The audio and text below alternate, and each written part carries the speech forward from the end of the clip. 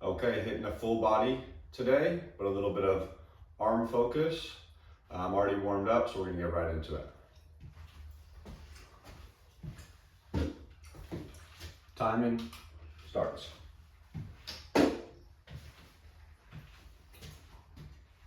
First one, some chin-ups.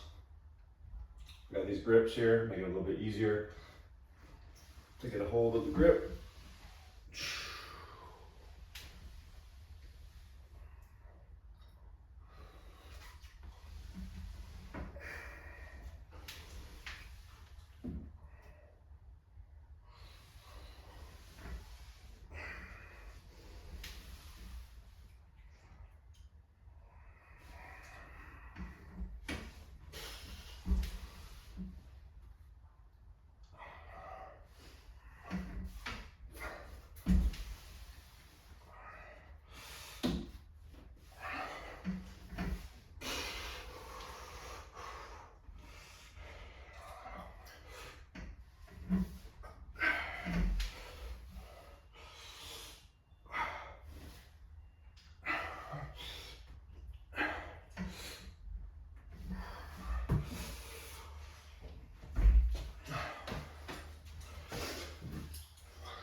So maybe call it 7.5 reps. Sometimes I'll do just a negative where I'll jump up and then control my weight back down. Today, feel good about that. Tricep push-ups. I'm staying tight. Again, going slow. Everything's slow. No need to move fast. You're trying to work your muscles, not just do movements. This movement is targeting chest, shoulders, triceps. Again, arm focus with my hands a little bit closer.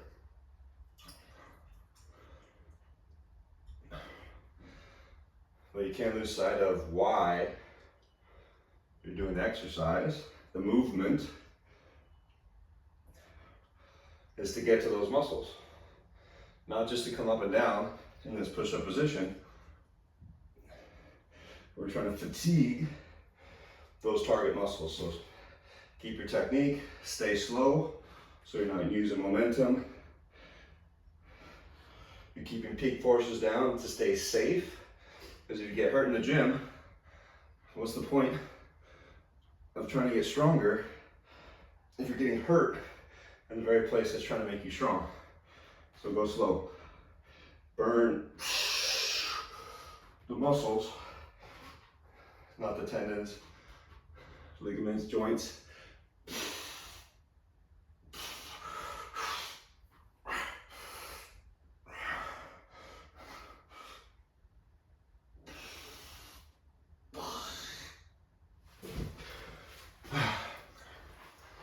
I don't know how many that was,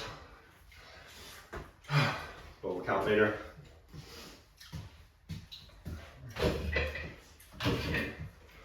Next one, biceps.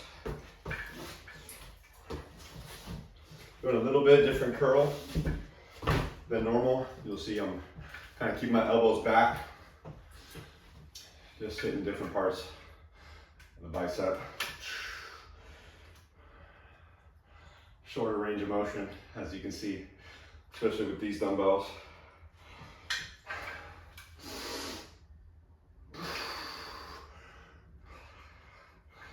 But your range isn't as important as many people think, because you can get huge results with no range of motion. Isometrics, just pushing up against the wall, can get you results if you go hard, and that's not trouble. It's hard to gauge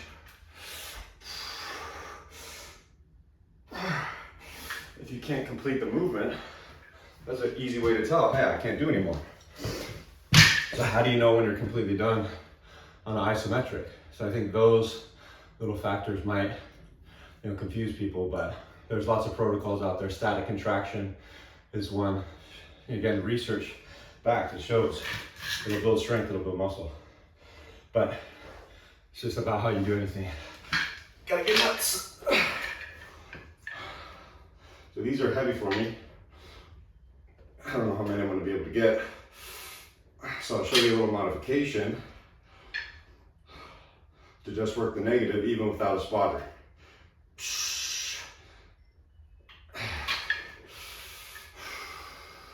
So tricep skull crush.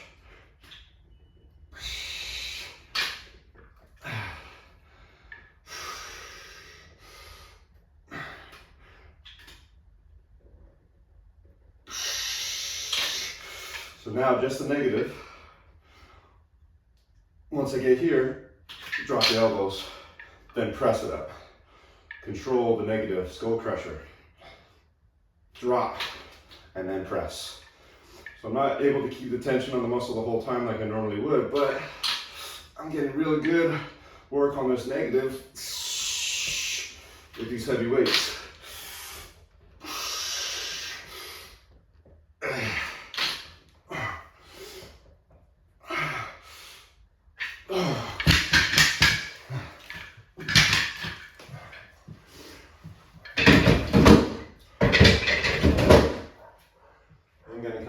Finish out the triceps here and get a little bit of shoulders too. With this kind of like a skier, I'm leaning forward, I'm pulling back, but then I'm going to try to squeeze my triceps at the top. So I'm pushing back, squeezing, and controlling back down. Might use a little momentum on this one so I can really finish off the triceps. It's a hard movement. Tricep, you know, kickbacks, they're so difficult unless if you're just doing super high reps. But these, I like the way it feels feeding into the back of my shoulder after I just did some triceps. So not really doing a kickback as much as it is a skier, but again, I'm trying to squeeze my tricep at the end. My arm might not even get all the way straight, but I'm trying and I'm feeling it. Okay. Done with that. Okay, normally I'm writing all this down on my phone, but I'm recording, so if I miss something today, I got excuses. No excuses, but I'm gonna do some hamstrings and some calves, and that's gonna be about it. So with this one,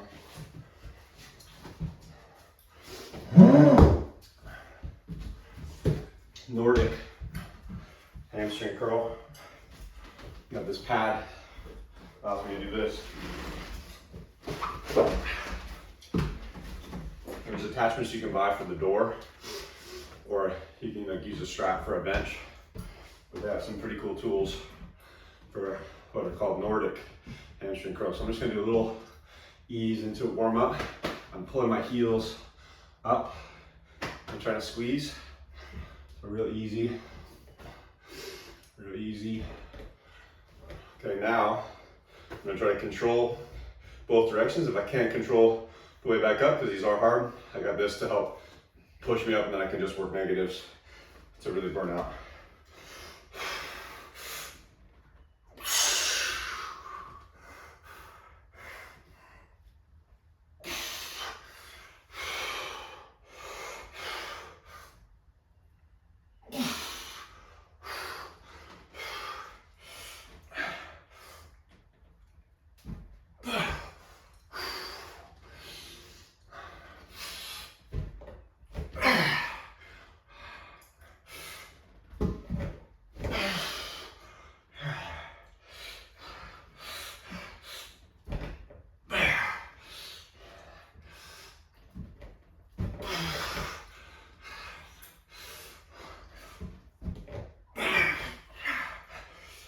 One more.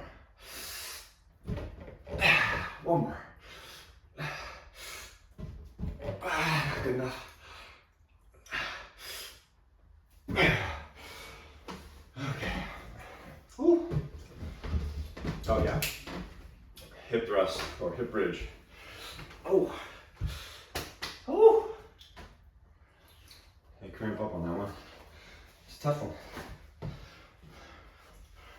But it's hard to replicate that exercise, well, with the machine. There's the only machine I've seen is with Louis Simmons. He's got one where you can add a little bit of weight and do that same motion, but even a lying hamstring curl is pulling your heel to your butt. This is pulling your back backwards. So if you can find a way to do it, really good for overall strength in the hamstrings, and especially because, like I said, I don't normally do that movement. So hip bridge, got the band on, just gonna burn out the glutes, hamstrings to finish. I don't know how much you can see of this. Gotta go over here. Just pushing against the band, pushing out, squeezing, keeping tension. Make sure my feet are even. Squeeze, squeeze, squeeze.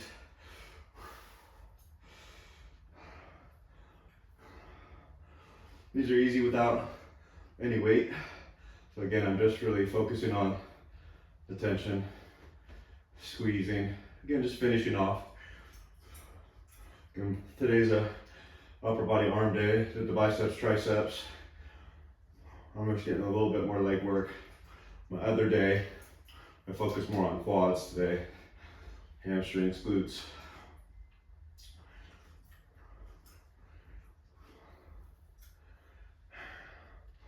But it doesn't matter what weight you use, as long as you're going to failure, you're really getting past that point of fatigue. So it's burning right now. I don't know how many reps I'm on. I normally do 50, 60 of these. But if you stop when it starts burning, you never get basically this alarm bell that goes off in your body that then triggers you to build the muscle. That's the whole reason why you're there. So you have to push it past that. So now it really burns. Most people might push back and say, okay, that's it. You gotta go until you cannot do the exercise. So now see the band is starting to pull in. It's harder and harder for me to push. And you gotta say, okay, I'm not done. I still got 10 more. 9. And you're still trying to drive out against the band and really feel it.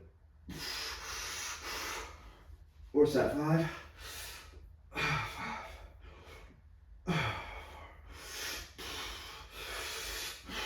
And then hold. Push out more.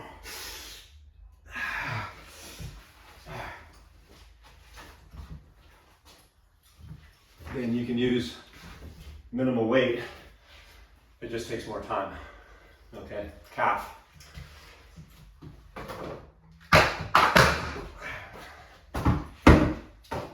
Single leg calf raise. If you don't have a machine, you gotta find ways, or heavy weights, you gotta find a way to do it. This one's tough to do on both legs with weights because I gotta balance somehow. So a single leg, holding on, same side hand, if you can hear me back there, gets the job done. Again, go slow. If I'm bouncing, I'm using the stretch reflex, which is great for when I'm jumping. But again, what's the point of me being here? So work my muscles. It's not to do this movement. This movement allows me to get into my calf. Simple as that. I'm trying to work my calf. So if I'm just bouncing up and down, and yeah, maybe I did more repetitions, but did I get the muscle? That's the whole point. Did I fatigue all those muscle fibers in the target muscle, which right now is my calf? That's the point. So if you're missing the point, just trying to do 20 reps or 50 reps or 5 reps, you might not be optimizing the time spent. You know, you'll see how quickly I get through this workout. That's what I'm about, efficiency. Can I get it done in a timely manner? Can I get the job done? Which is again, fatiguing those muscles. Yeah, I could do bouncy sets and do 10 sets, 5 sets, whatever. But for me, it's just not time efficient if I can do it in one. And then the challenge with the bounce, or the problem with bouncing, is the risk of injury. So now I'm putting this excess load that, let's say I'm bouncing for, try to get my vertical leap higher because I want to play basketball and jump higher. Well, why wouldn't I save the wear and tear for the basketball court instead of having wear and tear here in the gym and the basketball court? We know it's dangerous to play sports. We know it's taxing on the joints, jumping up and down. So why add more in your training program instead of on game day or on the practice court? So again, realize you're here to train your muscles. So that's why we go slow. Safe, keeps peak forces down, and again, you stay in the target muscle the whole time. I'm not using my stretch reflex to give me that little bounce to pop myself up. I have to push through my toes and drive through that calf, and I'm feeling it. But again, I'm doing it safely. And I'm saving myself for the dynamic motions, the skill movements, the fun stuff, all right? This shouldn't be fun. If you're having fun when you work out or exercise or strength train, body build, you're not doing it right. Because it should suck. Okay, balance that out with some tib. So, we're just going through basic joint movements. We went up, now we're going to go the other way, coming back. Simple as that. Hitting the anterior tibialis.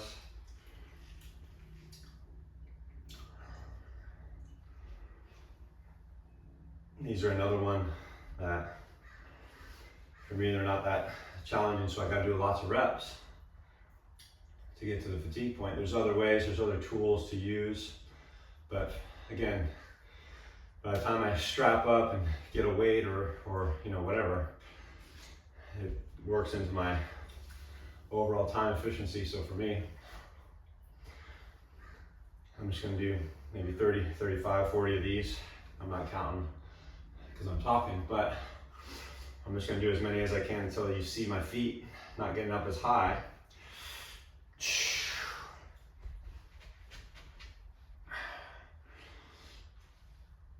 Again, when you can't do the rep with good form, not just when it starts burning, but when you cannot complete the exercise, that's when you're done.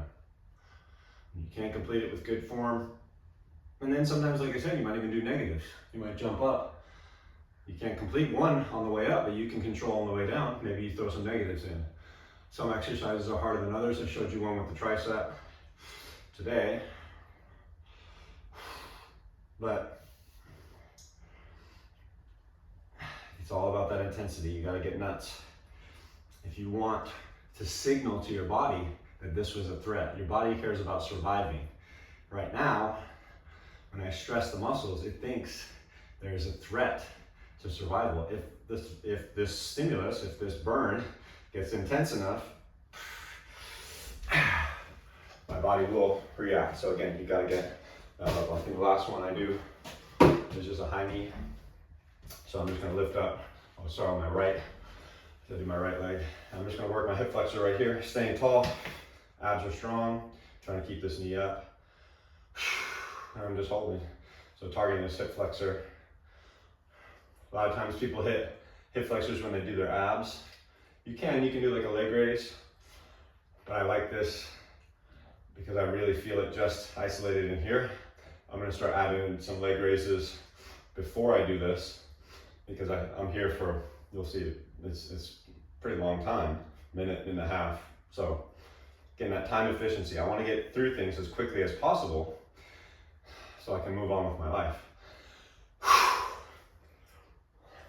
If I can do it safely, effectively, in a short amount of time, it leaves more room for other things. So really starting to burn in that hip flexor. I don't want to compensate if I lean back, right, or dip my knee. My knees is in the same position if I dip with this leg, but I'm not working that hip flexor because again, I'm lifting my knee. I don't want to use my position just to hold my knee here. I want to use this hip. Oh. So again, like I said earlier, isometric. I'm still working the muscle. I'm not doing any range of motion, but man, do I feel it.